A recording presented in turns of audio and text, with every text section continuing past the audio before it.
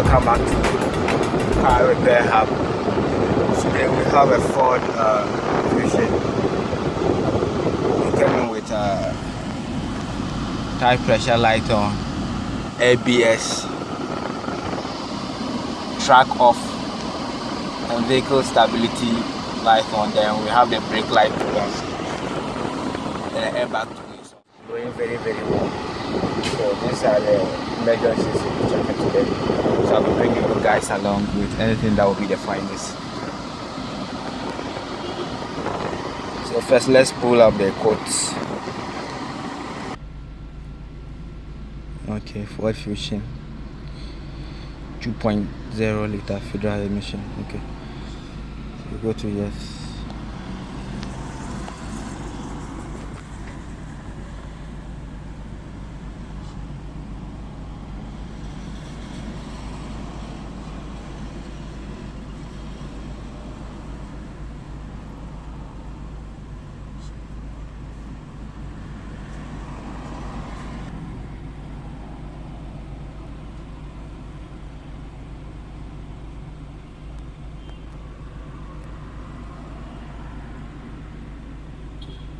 As you can see, the sky is keeping some of the control units. I don't know whether they are not part of this model or there's a problem with it.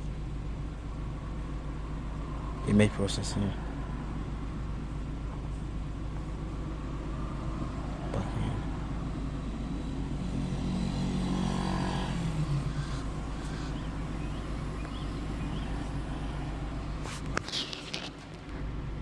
Wow.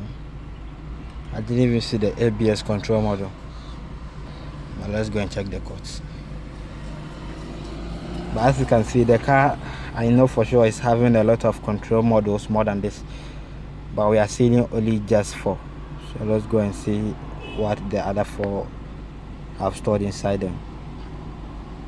Ambient temperature, fan circuit, variable. Okay, I can see something about the FC system. Front fog light, tire pressure sensor. Okay, I see something too. Invalid data received from the electronic control module, powertrain control module A. Okay, invalid data received from the anti-lock brake system, control module A, which means we are having some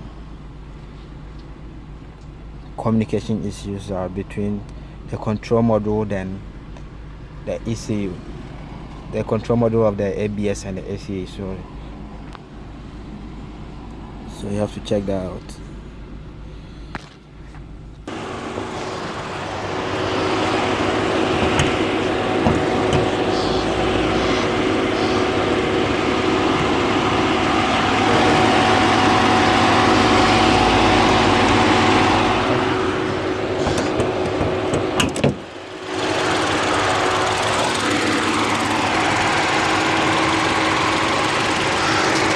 Let's have a look at it.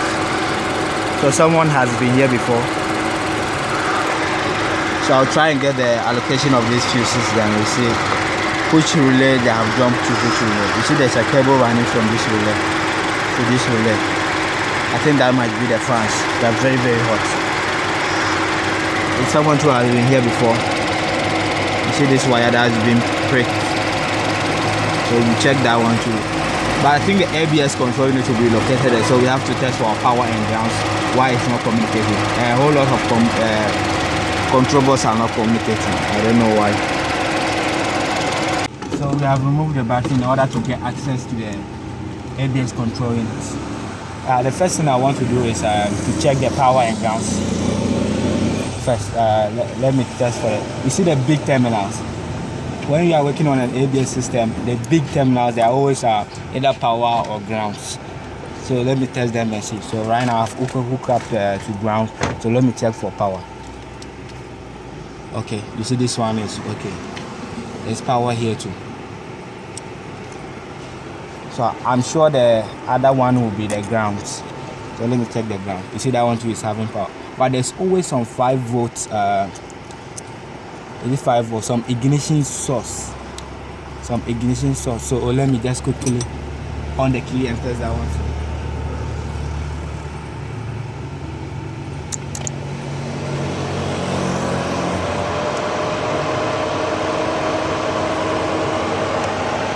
So now the key is on, so I'm expecting to see some other ignition feed coming to this ABS. It's unfortunate that I don't have the wiring diagram, but I'm sure we're supposed to get some 5 volt, some 12 volt. Okay, you see that? I think it's on pin number 4, right? So because this is 5, I think this is 4. So, pin number 4. See that?